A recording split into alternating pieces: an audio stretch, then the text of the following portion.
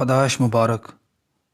حضور صلی اللہ علیہ وآلہ وسلم کی پیدائش کا دن، تاریخ و مہینہ 9 ربیع الاول، یوم دوشنبہ پیر، مطابق 20 اپریل 571 عیسوی۔ حضور صلی اللہ علیہ وآلہ وسلم کی پیدائش کا وقت صبح کی نماز کے وقت، یعنی صبح صادق کے بعد اور آفتاب نکلنے سے پہلے۔ حضور صلی اللہ علیہ وآلہ وسلم کی پیدائش کون سے سال میں ہوئی؟ حضرت عیسیٰ علیہ السلام کی پیدائش سے 570 برس گزرنے کے بعد 571 عیسوی میں پیدا ہوئے۔ سلسلہ نسب شریف۔ حضور صلی اللہ علیہ وآلہ وسلم کے والد ماجد اور والدہ ماجدہ کے نام نامی۔ والد ماجد کا نام عبداللہ تھا اور والدہ محترمہ کا نام آمنہ تھا۔ حضور صلی اللہ علیہ وآلہ وسلم کا ددیالی سلسلہ نسب محمد بن عبداللہ بن عبد المطلب بن ہاشم بن عبد مناف بن قصہ بن کلاب بن مرہ بن کعب بن لوئی بن غالب بن فر بن مالک بن نضر بن کنانہ بن خزیمہ بن مدارکہ بن الیاس بن مضر بن نزار بن ماد بن عدنان۔ آپ کا ننیالی سلسلہ نسب محمد بن آمنہ بنت وہب بن عبد مناف بن زہرہ بن کلاب تک پہنچ کر آپ کا مادری اور پادری سلسلہ نسب ایک ہو جاتا ہے۔ حضور صلی اللہ علیہ وآلہ وسلم کی دادی اور نانی کے نام اور کس خاندان سے تھی؟ دادی کا نام فاطمہ اور نانی کا نام برا تھا۔ حضور صلی اللہ علیہ وآلہ وسلم کی تمام دادیاں اور نانیاں خاندان قریش کی شریف اور معزز گھرانوں کی صاحبزادیاں تھیں۔ آپ کے گھرانے کنبہ کو کیا کہا جاتا تھا؟ بنو ہاشم، یعنی ہاشم کی اولاد۔ آپ کے قبیلہ کا کیا نام تھا؟ قریش۔ حضور صلی اللہ علیہ وآلہ وسلم کی کوئی بہن بھائی تھا یا نہیں، اور چچا تائے پھوپھیاں کتنی تھیں؟ حضور صلی اللہ علیہ وآلہ وسلم گویا در یتیم تھے، ماں باپ کے اکلوتے تھے۔ حضور صلی اللہ علیہ وآلہ وسلم کے 9 یا 12 چچا تھے اور 6 پھوپھیاں۔ حضور صلی اللہ علیہ وآلہ وسلم کا نام کس نے رکھا تھا، اور یہ نام پہلے بھی ہوا کرتا تھا یا نہیں؟ حضور صلی اللہ علیہ وآلہ وسلم کے دادا عبد المطلب نے حضور صلی اللہ علیہ وآلہ وسلم کا یہ نام رکھا تھا۔ حضور صلی اللہ علیہ وآلہ وسلم کی پرورش۔ حضور صلی اللہ علیہ وآلہ وسلم کے والد ماجد نے کتنی عمر پائی اور ان کی وفات کب ہوئی؟ مشہور ہے کہ حضور صلی اللہ علیہ وآلہ وسلم کے والد ماجد کی عمر 24 برس ہوئی اور حضور صلی اللہ علیہ وآلہ وسلم کی پیدائش سے 2 ماہ پہلے وفات پا چکے تھے۔ حضور صلی اللہ علیہ وآلہ وسلم کے والد ماجد کی وفات کہاں ہوئی؟ مدینہ منورہ میں۔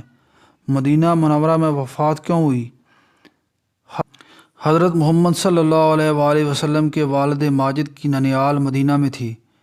بنی نجار کے خاندان میں حضرت کے والد تجارت کی غرض سے شام تشریف لے گئے تھے۔ راستے میں مدینہ میں ٹھہر گئے، اتفاق سے بیمار پڑ گئے اور وہیں وفات ہو گئی۔ حضرت محمد صلی اللہ علیہ وآلہ وسلم کے والد نے کیا ترکہ چھوڑا؟ 5 اونٹ، 1 باندی جس کا نام ایمن تھا۔ آپ کی والدہ ماجدہ نے کب تک آپ کی پرورش کی؟ حضرت محمد صلی اللہ علیہ وآلہ وسلم کی عمر کے 4 یا 6 سال تک، پھر ان کی وفات ہو گئی۔ حضرت محمد صلی اللہ علیہ وآلہ وسلم کی والدہ ماجدہ کی وفات کہاں ہوئی؟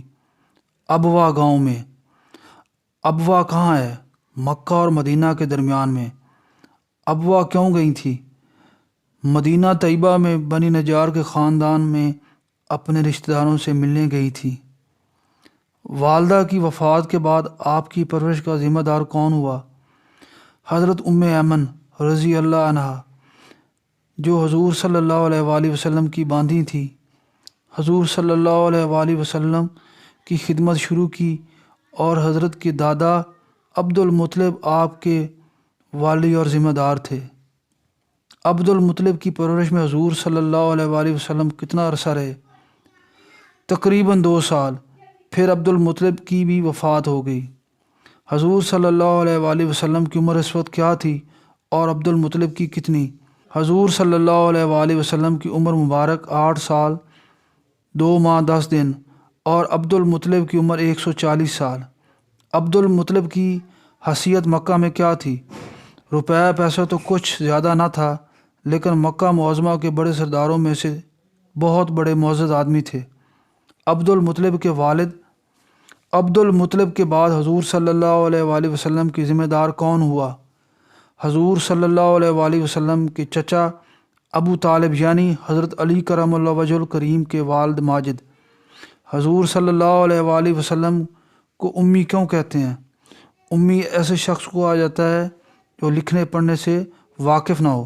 چونکہ حضور صلی اللہ علیہ وآلہ وسلم میں یہ بات تھی، اس وجہ سے حضور صلی اللہ علیہ وآلہ وسلم کا لقب بھی امی ہو گیا۔ آپ امی کیوں رہے اور بظاہر اس میں خدا تعالیٰ کی کیا حکمت تھی؟ اول تو عرب میں لکھنے پڑھنے کا چرچا ہی نہ تھا۔ مکہ کے اتنے بڑے شہر میں بھی کل 5 سے 7 آدمی ہی پڑھنا لکھنا جانتے تھے۔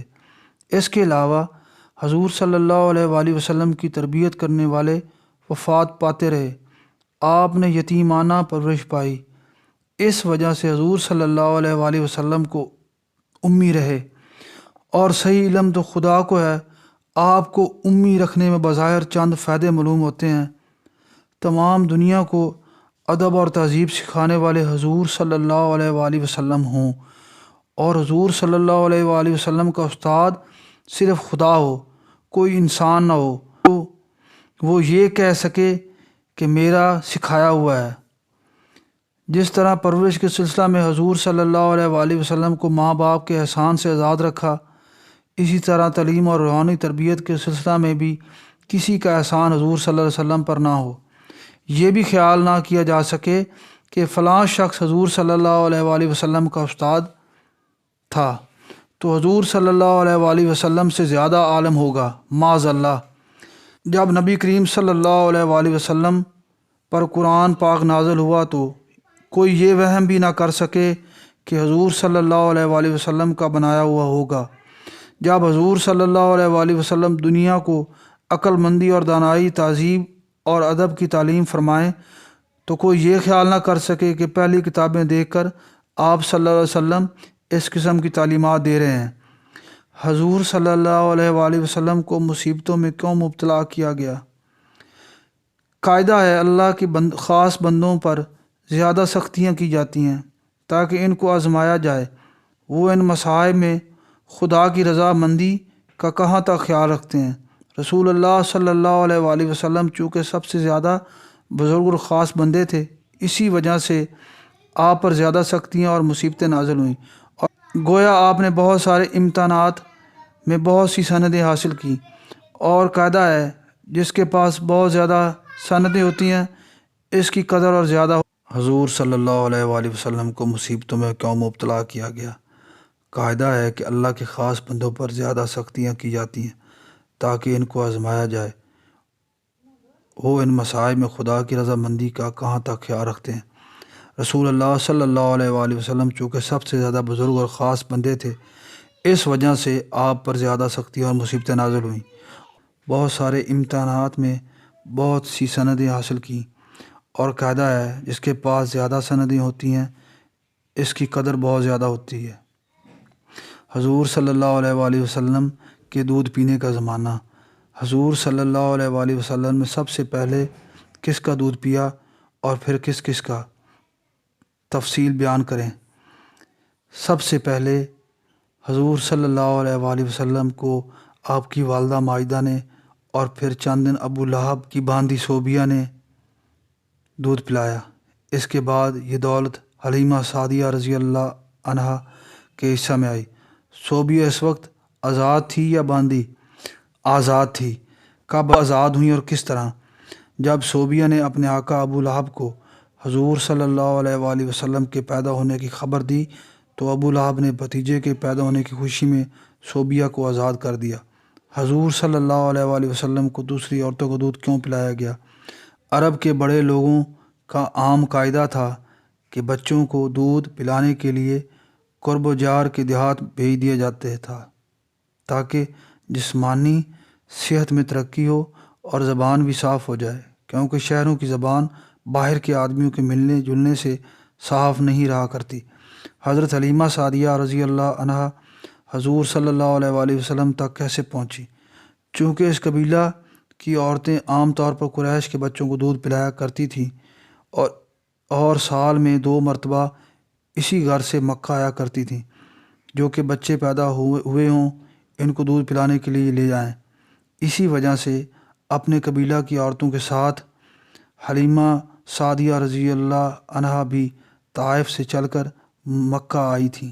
پھر چونکہ حضرت حلیمہ سعدیہ رضی اللہ عنہا کے دودھ کم تھا، لہٰذا خوشحال لوگوں کے بچے تو نہ لے سکیں۔ حضرت کی خدمت کی عادت ان کے ہاتھ لگ گئی، کیونکہ حضرت محمد صلی اللہ علیہ وآلہ وسلم بھی یتیم تھے۔ زیادہ انعام و اکرام کی توقع نہ تھی۔ در یتیم یعنی حضرت محمد صلی اللہ علیہ وآلہ وسلم کے قدموں کی بدولت کیا کیا برکتیں حلیمہ سعدیہ رضی اللہ عنہا پر اور ان کے قبیلہ والوں پر ظاہر ہوئیں۔ بہت کچھ چند یہاں درج کی جاتی ہیں۔ حضرت حلیمہ رضی اللہ عنہا کا دودھ اتنا بڑھ گیا کہ ان کا بچہ جو پہلے بھوکا رہا کرتا تھا، اب حضرت محمد صلی اللہ علیہ وآلہ وسلم کے ساتھ وہ بھی شکم سیر ہونے لگا۔ اونٹنی جس کا دودھ خشک ہو چکا تھا، خدا کے حکم سے اتنا دودھ دینے لگی کہ سب کو کافی ہوتا تھا۔ حضرت حلیمہ سعدیہ رضی اللہ عنہا ایک خچر پر سوار ہو کر آئی تھی۔ وہ بہت کمزور اور دبلا تھا اور سب سے پیچھے چلتا تھا، لیکن واپسی میں حضور صلی اللہ علیہ وآلہ وسلم کے قدموں کی بدولت خدا کے حکم سے ایسے چست و تیز ہو گیا کہ سب سے آگے چلنے لگا۔ جب مکان پر پہنچے تو دیکھا کہ قحط کے باعث بکریاں بالکل سوکھ گئی تھیں، دودھ خشک ہو گیا تھا۔ حضور صلی اللہ علیہ وآلہ وسلم کی بدولت ان میں برکت ہو گئی اور پورا دودھ دینے لگی۔ اس عرصہ میں کیا کوئی دلچسپ واقعہ بھی پیش آیا؟ 2 سال بعد جب دودھ چھڑوا دیا گیا تو حضرت حلیمہ سعدیہ رضی اللہ عنہا حضور صلی اللہ علیہ وآلہ وسلم کو مکہ لے گئیں کہ آپ کی والدہ ماجدہ کے سپرد کر دیں، مگر وہاں طاعون پھیلا ہوا تھا۔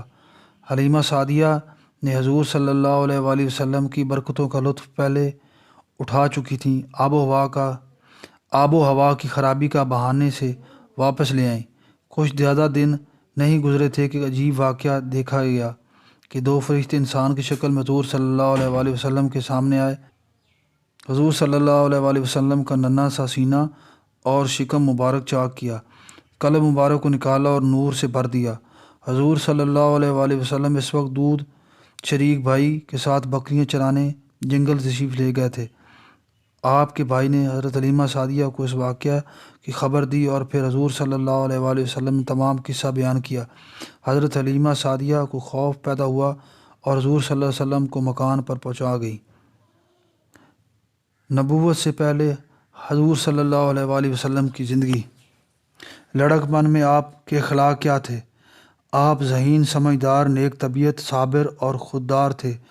سنجیدگی اور متانت کے گویا پتلے تھے۔ کھیل کود کی طرف بالکل توجہ نہ تھی۔ حیا کی یہ حالت تھی کہ کبھی آپ کا سطر نہیں کھل سکتا تھا، بلکہ ایک مرتبہ جب اتفاقاً سطر کھل گیا تو آپ بے ہوش ہو گئے۔ کھانا کھانے کے وقت بچے شور و شغب کیا کرتے تھے، مگر آپ خاموشی سے بیٹھے رہتے تھے۔ جب آپ کے چچا ابو طالب بلاتے اس وقت حضور صلی اللہ علیہ وآلہ وسلم دسترخوان پر تشریف لا کر کھانا کھاتے۔ جیسا کھانا ہوتا اس پر کبھی ناک نہ چڑھاتے۔ سچائی، امانت داری، ادب، تہذیب گویا آپ کی گھٹی میں پڑی تھی، یا یہ کہو کہ قدرت کے ہاتھوں نے تمام اچھی باتوں کو گویا ایک تصویر بنائی تھی۔ سمجھدار ہونے پر حضور صلی اللہ علیہ وآلہ وسلم کے بسر کی کیا صورت تھی؟ حضور صلی اللہ علیہ وآلہ وسلم نے مزدوری پر بکریاں چرا کر بھی گزر بسر کی ہے اور تجارت بھی کی ہے۔ کیا حضور صلی اللہ علیہ وآلہ وسلم نے نبوت سے پہلے کوئی سفر کیا؟ 2 سفر کا تذکرہ عام طور پر کیا جاتا ہے۔ آپ کہاں تشریف لے گئے تھے؟ دونوں سفر شام کے ہوئے اور تجارت کے سلسلہ میں۔ شام کا پہلا سفر کب ہوا اور کیا شکل ہوئی؟ جب حضور صلی اللہ علیہ وآلہ وسلم کی عمر 12 برس 2 ماہ 10 دن کی تھی تو آپ کے چچا ابو طالب تجارت کی گھر سے شام جانے لگے۔ حضور صلی اللہ علیہ وآلہ وسلم کو بھی ہمراہ لے گئے۔ اس سفر کا خاص واقعہ کیا ہے؟ بصرہ ایک مقام کا نام ہے۔ جب قافلہ وہاں پہنچا تو ایک راہب یعنی عیسائی سادھو قافلہ میں آیا، اور جب پرانی کتابوں کے موافق حضور صلی اللہ علیہ وآلہ وسلم کے چہرے سے نبی آخری زماں کی علامتیں ہو بہو ٹھیک پائیں تو ابو طالب سے کہا، تمہارے بھتیجے وہی آخری نبی ہیں جن کا تذکرہ تورات اور انجیل وغیرہ آسمانی کتابوں میں ہے، اور جن کا مذہب تمام دینوں کو منسوخ کر دے گا۔ خدا ان کو سارے جہاں کے لیے رحمت بنائے گا۔ تم ان کا پورا خیال رکھو اور ان کو شام ہرگز مت لے جاؤ، کیونکہ خطرہ ہے کہ وہاں کے یہودی آپ کو پہچان کر شہید نہ کر ڈالیں۔ راہب کے مشورے کے بعد ابو طالب نے کیا کیا؟ حضرت محمد صلی اللہ علیہ وآلہ وسلم کو مکہ معظمہ واپس بھیج دیا۔ شام کا دوسرا سفر۔ حضور صلی اللہ علیہ وآلہ وسلم نے شام کا دوسرا سفر کب کیا؟ اس سفر کی وجہ کیا تھی؟ حضرت ختیجہ رضی اللہ عنہا نے اپنے تجارتی قافلہ کا امیر بنا کر بھیجا تھا۔ حضرت ختیجہ رضی اللہ عنہا کون تھیں اور انہوں نے آپ کو کیوں منتخب کیا؟ حضرت ختیجہ رضی اللہ عنہا مکہ کی دولت مند اور امیر عورت تھیں۔ ان کی بہت بڑی تجارت عرب میں اور عرب سے باہر ہوا کرتی تھی۔ ان کے شوہر وفات پا چکے تھے۔ ضرورت تھی کہ کوئی امانت دار اور سچا اور سمجھدار شخص مل جائے۔ حضور صلی اللہ علیہ وآلہ وسلم کی تعریفیں بہت کچھ سنی تھیں۔ انہوں نے اپنی تجارت کے لیے آپ سے بہتر کوئی شخص نہیں سمجھا، لہٰذا نفع میں ایک خاص حصہ مقرر کر کے آپ کو اپنے مال کا ذمہ دار بنا کر شام کو روانہ کر دیا، اور اپنے خاص غلام جن کا نام میسرہ تھا حضور صلی اللہ علیہ وآلہ وسلم کے ساتھ کر دیا۔ کسی قسم کی تکلیف نہ ہو اور حضور صلی اللہ علیہ وسلم کی خدمت کرتے رہیں۔ اس سفر کا مشہور اور بڑا واقعہ کیا ہے؟ جب حضرت محمد صلی اللہ علیہ وآلہ وسلم شام پہنچے تو ایک درخت کے نیچے ٹھہر گئے۔ ایک راہب جس کا نام نستورہ تھا حاضر ہوا، اور بحیرہ راہب کی طرح اس نے بھی حضور صلی اللہ علیہ وآلہ وسلم کی نبوت کی بشارت دی اور کہا کہ میں نے آپ کو اس وجہ سے پہچان لیا کہ اس درخت کے نیچے آج تک نبی ہی ٹھہرے ہیں۔ اس سفر میں خدا کی طرف سے حضور صلی اللہ علیہ وآلہ وسلم کو آرام پہنچانے کا کیا انتظام ہوا؟ آپ صلی اللہ علیہ وآلہ وسلم کے سب کے ساتھی میسرہ کا بیان ہے کہ جب دوپہر کو گرمی اور دھوپ تیز ہوتی تو 2 فرشتے آتے اور حضور صلی اللہ علیہ وآلہ وسلم پر سایہ کرتے۔ حضور صلی اللہ علیہ وآلہ وسلم نے تجارت میں کیا حاصل ہوا؟ حضور صلی اللہ علیہ وآلہ وسلم نے اس تجارت میں کیا حاصل کیا؟ آپ نے نہایت سمجھداری اور خوبصورتی کے ساتھ تمام مال بہت بڑے نفع کے ساتھ بہت جلد فروخت کر دیا، اور پھر دوسرا مال شام سے بھروا کر مکہ شریف کے لیے لے آئے۔ جب یہ مال مکہ میں فروخت ہوا تو دوگنے کے قریب نفع ہوا۔ حضور صلی اللہ علیہ وسلم کے ان کارناموں سے کیا معلوم ہوا؟ معلوم ہوا کہ تجارت یا مزدوری کرنا اور قوت بازو سے کما کر بسر کرنا ضروری ہے اور ثواب کی چیز ہے۔ حضور صلی اللہ علیہ وآلہ وسلم نے توکل کیوں نہیں کیا؟ آپ صلی اللہ علیہ وآلہ وسلم نے توکل کبھی نہیں چھوڑا، مگر توکل کا مطلب یہ نہیں کہ بیوی اور بچوں سے بے پرواہ ہو کر ہاتھ پہ ہاتھ رکھ کر بیٹھ جائیں، یا باپ دادا کی چیز ہو تو اس پر بھروسہ کر کے اپنے آپ کو اپاہج بنا لیں، بلکہ توکل کا مطلب یہ ہے کہ کمائی اور ترقی میں پوری تدبیر اور پوری کوشش سے کام لیں، البتہ اس کا یقین رکھیں کہ نتیجہ اور انجام اللہ تعالیٰ کے قبضہ میں ہے۔ یہ غرور ہرگز نہ کریں کہ ہم نے ایسا کیا، ہمارے کیے کا یہ نتیجہ ہوگا، بلکہ یہ عقیدہ رکھیں کہ پھل دینا صرف اللہ تعالیٰ کا کام ہے، البتہ کوشش کرنا اپنا کام ہے، مگر یہ بھی سمجھتے رہیں کہ کوشش بھی صرف اللہ ہی کی مدد سے ہو سکتی ہے۔